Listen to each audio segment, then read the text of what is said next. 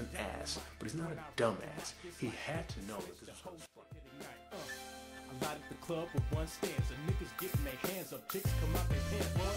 It's been a minute since I first put it down. Bought you them 2 drunk hits from to be honest, I'm a dude. I can get down with the skank factor a little bit. Down, that's my nigga. We still the same, cause Vik without the 2 drunk click, that's not a game. Look, we on a different page, but it's the same book. It's still in with Vik. Grey Goose was flowing nonstop. It was like it was on tap. The music was tight, and this is aimless. They can't recognize this game. Niggas the game is I'm dynamite. When I rock the mic, it's like I cannot be stopped. Oh, the flow so high. What's up, y'all? Once again, it's Vik coming at you. The email address, as always, is Vik@BigVikPresents.com. That's Vik with a K. And let me just jump right in because there's a lot going on, a lot to get to, man. So I'm just going to run through it. You know, obviously the big deal right now is the celebration of Martin Luther King Jr. And this is his birthday. Celebration of it is on Monday. And you know, this gives us time to just kind of reflect on the many major accomplishments and the trials and tribulations that the black folks have come through and have been able to get through, much of which is due to the foundation laid by Dr. King himself. So, you know, we pay our respects during this time, and I guess, you know, I have to say, for some folks, I guess that means it's National Be Kind to a Black Person Day.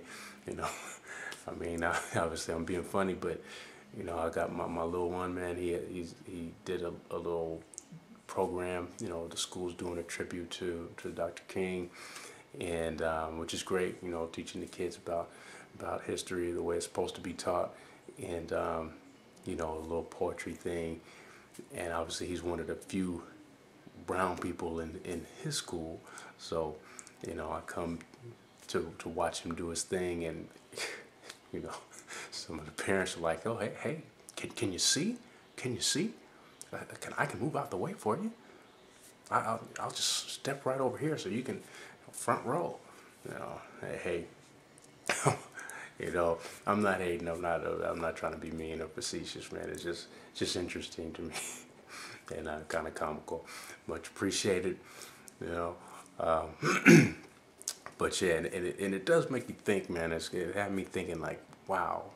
And as much as the schools are teaching, you know, hopefully teaching the right things and teaching folks about, teaching the young kids about the history and what minorities went through. Not just minorities. I mean, this was something that that particular movement was supported by a lot of Caucasians as well.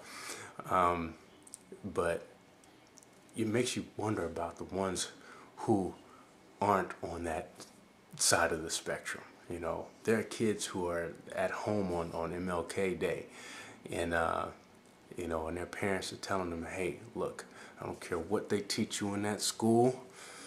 This idea of this Martin Luther King Jr. guy, all this wanting equality for the races, and not fighting violently for it.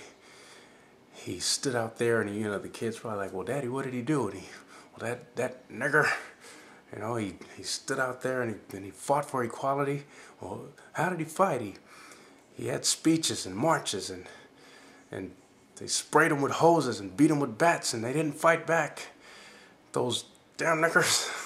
I mean, it sounds crazy, but there are people who are probably teaching their kids this kind of garbage, you know, that fighting for peace in a peaceful way and fighting for equality in a peaceful way, you know, wasn't worth anything.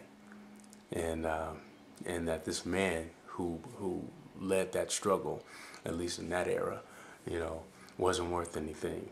And the people that followed and fought were not worth anything. Fought in the way that they fought were not worth anything. That just boggles the mind. I hate to bring that to a sober note, but you know me, I'll always bring the other side of the spectrum to you. So just kind of thoughts that crossed my mind, and the only good thing that comes of that is, as you've always heard me say, that the good news is that those folks are, as much as they are out there and we need to be aware of them, they're also dinosaurs going the way of the dinosaurs. Thank the Lord that people don't live forever. And so anyway, still a beautiful thing to respect and honor that. And other than that, I think all the big news is going to be sports. For the non-sports fans, I'm sorry, but I just got a lot to hit on the sports avenue, and I'm going to jump right in it. The big news, Gilbert Arenas. What's up with your boy? Arrested on gun charges. This has been blowing up for the last several weeks about him coming to the facility, to the Washington Wizards facility with unloaded weapons, playing around with his teammates. I'm not going to get into all the details or whatever, because we weren't there. We don't know all the facts, but we do know that the man was in the facility with more than one unloaded weapon. And I'm just going to say this right now. You guys, if you've been following me, you know where I stand on the whole guns thing. There's just too many of them. I'm not against your right to own a weapon. I'm not one of these people that just feel like or you shouldn't be in possession of firearms and all that. The reality is the bad guys have them, and you may in fact need one for protection. Just do it legally, okay? Do it legally, get it registered, and keep it away from the kids. And on top of that, use some discretion. I mean, some of these cats, and we all know, somebody like this who collects these things as a hobby or something like that. Show some respect for weapons. I mean, these are weapons that can maim and kill. Accidents happen, and what I'm seeing is just this, this pervasive attitude, particularly among the younger generation, about, look, I'm talking like I'm an old man, but it seems like the younger you go down the spectrum, and I don't want to get into, it's all video games and movies and what have you, but I just think that we're not teaching everybody respect for these types of weapons. Like I said, we all have a friend that collects these things, and now let me show you. Here's my Glock right here, and then over here is my double barrel, with the dual suspension, and the quick trigger. It's just, come on, man. It's one thing to keep something for protection.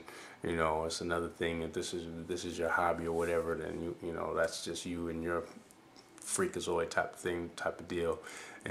But the reality is there's too many of them on the streets, and they're in the wrong hands. They're in the hands of people who don't know any other way to solve their problems besides pointing and shooting, or they're in the hands of a prankster who, like Agent Zero, is well known to be quite a bit of a prankster. And hey, what can I say? Pranksters don't do well behind bars, man. So good luck to you. That was a real boneheaded move, and all the best to you when you get out. Hopefully you still have a career left. And wow, what a way to blow a career that could have been about a lot. And I know his story isn't told, it's not over yet, but wow, I'm just getting tired of watching young folks, particularly young black folks, just throwing the advantages that they've been given away over just plain foolishness. So however you feel about it, agree, disagree, get at me. Vic at BigVicPresents.com. That's Vic with a K. Next up, I'm just hitting it, man. Lane Kiffin, the other big story.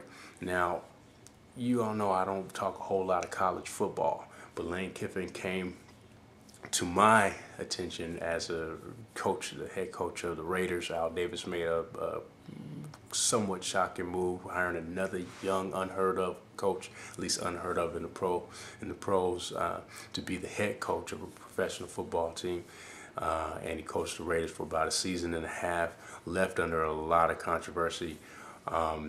Mr. Davis, which you hardly ever see him do, address the media and address the masses with a letter about, hey, this guy's a fake, he's not everything, that whole little, and let's face it, Kiffin, I believe that Kiffin looked like he was going to turn the team around. It seemed like the team was rallying around him, and that's one thing the Raiders seem to always be lacking, is just the desire to go out and win. And maybe they didn't have the talent or the skill at that point, but it seemed like they were getting some desire under Kiffin. And Davis just came out and blasted him. On his way out the door, he said, hey, this guy is all kinds of frauds and fakes, and that you can't trust him. You know, he's malicious and conniving, and this sounded like just another, you know, example of Mr. Davis's dementia that I think everyone's been kind of talking about for a long time.